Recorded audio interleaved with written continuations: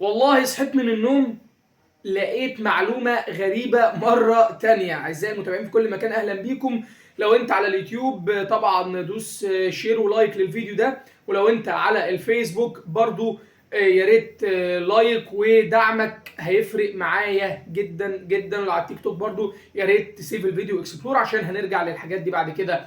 ما الذي يحدث في نادي الزمالك؟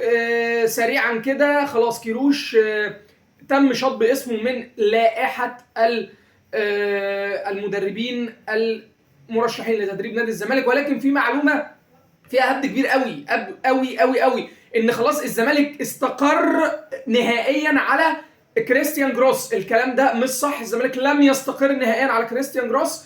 الراجل مرتبه في المتناول، كويس، عارف بالكرة الافريقية والمصرية، وكان فتح باب الكونفدرالية طبعا 2019، ولكن لم يتم الاتفاق مع مدير فني حتى الان. الناس شغاله في مجلس الاداره في انعقاد مستمر ليهم. خلال ان شاء الله الايام اللي جايه هيتم حسم الملف بشكل نهائي، ولكن ليس جروس هو الاسم النهائي. لسه في 4 اسماء مطروحه، وان شاء الله هيتم الاستقرار على اقوى اسم فيهم، وفي اسم عالمي بيتم طرحه، لكن الراتب بس هو المشكله.